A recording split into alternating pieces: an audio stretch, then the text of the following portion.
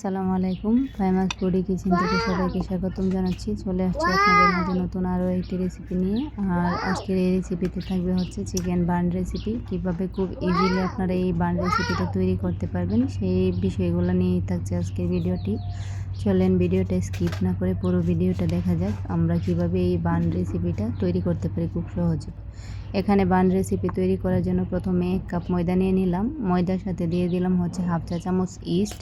Half চা চামচ ইস্টের পরে দিয়ে দিলাম 1 চামচ গুঁড়া দুধ দিয়ে দেওয়ার পর দিয়ে দিলাম প্রয়োজন মতো লবণটা দিয়ে দেওয়ার পর দিয়ে দিলাম হচ্ছে 1 চা চামচ পরিমাণ চিনি। আর এই শুকনো উপকরণগুলো ভালোভাবে হাতের সাহায্যে মিক্স করে নিতে হবে। আর এই মিশ্রণটাকে মিক্স করে নিয়ে তারপর আমি অল্প পরিমাণে দিয়ে দিব হচ্ছে রান্নার রেগুলার তেল। আর এটাকে ভালোভাবে একটু মিক্স করে আবারও হাতের সাহায্যে মিক্স করে এখানে অল্প পরিমাণে কুসুম গরম পানি দিয়ে ডোটাকে মথে নিতে হবে। আর অল্প পরিমাণে পানি দিবেন, বেশি পানি দিলে তারপরে ডোটা একদমই অ্যাবনর্মাল হয়ে যাবে। তাই অল্প পরিমাণে পানি দিয়ে আপনি আন্দাজ মতো কতটুকু লাগবে সেই পরিমাণ মতো মথে নেবেন ডোটাকে। আর এদিকে আমি মথে নেওয়ার পর আমি একটু তেল দিয়ে হাতের মধ্যে সবটুকু ময়দা হাত থেকে উঠিয়ে নিয়েছি। তারপর 10 মিনিট পর ফিরে এসে দেখছি ডোটা একদমই অ্যাক্টিভ হয়ে গেছে। এখন আমি এটাকে বার্নের জন্য রেডি করব। এখানে একটু লম্বা করে আমি শেপ দিয়ে তারপর বার্নটাকে জাস্ট কয়টা বার্ন বানাবো সে অনুযায়ী আমি 3 ভাগে ভাগ করে নিয়েছি। আপনারা যত ছোট বা যতটুকু সাইজ করবেন ততটুকু সাইজ অনুযায়ী মানে ডোটাকে কেটে নেবেন।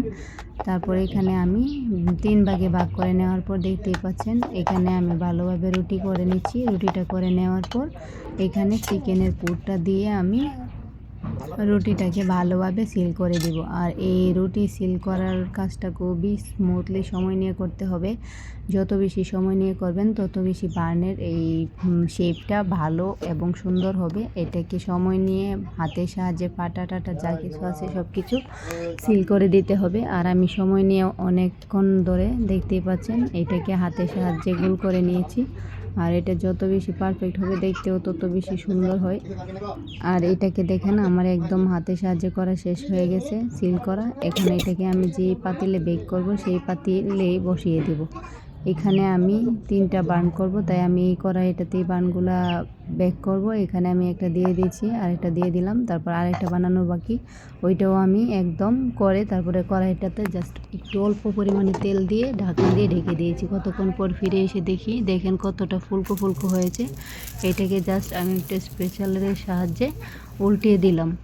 আর এদিকে দেখেন আমার বানগুলো একদমই রেডি হয়ে গেছে। এখন আমি বানগুলোকে সার্ভ করব। আর এই বানগুলো গরম খেতে খুবই মজা হয়।